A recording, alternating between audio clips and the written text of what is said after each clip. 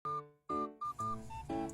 day in my life as a tendero dito sa Raptor Store.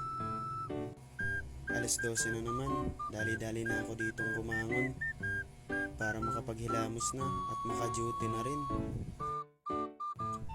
Tamang hilamos lang ako dito tsaka sabon sa mukha, okay na yun. Di naman mahalaga kung may skincare ka o wala, di naman bumabagay sa mukha eh.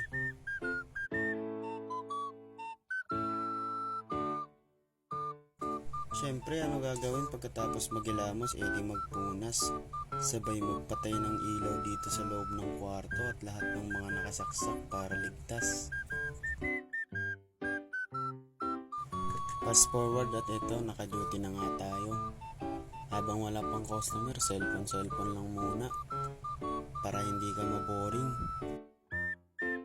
Sakto lang naman, ang dami ng mga tao ngayong araw. Hindi gaanong hassle.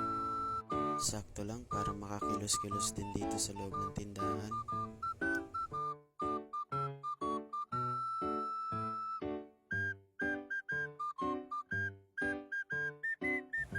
Ibababa ko lang tong mga nandito sa itaas ng ref.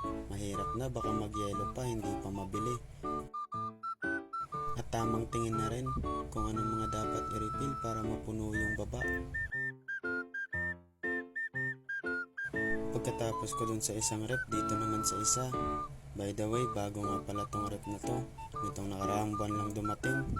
Sumuko na rin kasi yung rep na nauna dito. Matagal na rin naman kasi yung rep na yun. Hindi pa ako nagtitinda dito, nandito na yun.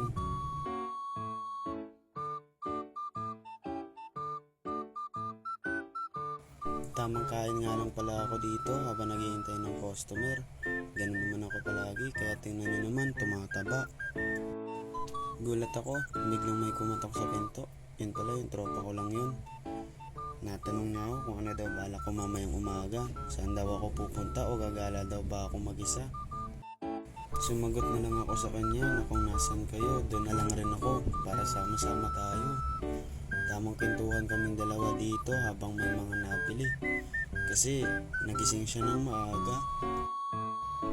Siya nga pala ang unang kaibigan ko dito nung unang araw ako nakarating dito sa Bloodway. Taong 2021, mga batang sipunin pa kami nun. Tamang laro sa labas tapos pasaway habang nagagalit yung mga kapitbahay sa ginagawa naming ingay. At yun na nga, napasarap na ang kwentuhan namin at tumabi na ako nun. Tamang tawanan kami dun sa gilid habang wala pang customer. Naasikaso ko naman yung customer, pero napuputol talaga yung kwentuhan namin dalawa. Pinagpaplanuhan na namin dito kung anong gagawin namin sa buong araw ng December 16. Sabi ko nga sa kanya, basta nandyan lang kayo, okay na ako dun. Tapos sama-sama tayo. Habang wala pang ang customer, naisipan kong ayusin itong mga case ng bote ng Red Horse tsaka RC.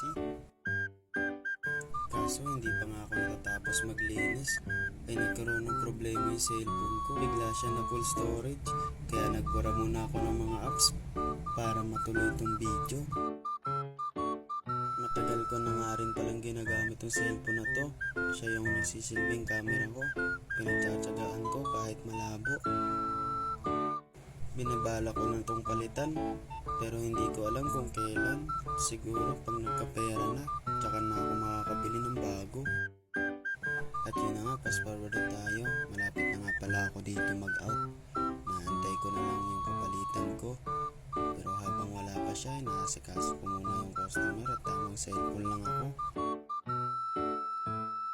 Medyo inaantok na nga ako dyan. Kaya ayan, napahikab na ako. Konti lang kasi yung oras na naitulog ko bago ako dumuti. Siya nga pala, shoutout nga pala sa mga to na bumati sa akin. Maraming salamat po. Biruin mo yun, kahit yung mga taong hindi gaano malapit sa akin, binati nila ako. Maraming salamat sa inyo.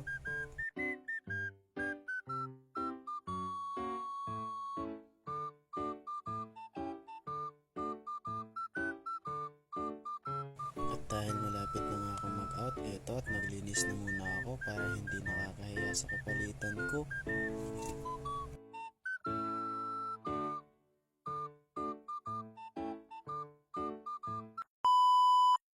At yun nga pala, bumili na ako ng pandesal tsaka palamang peanut butter.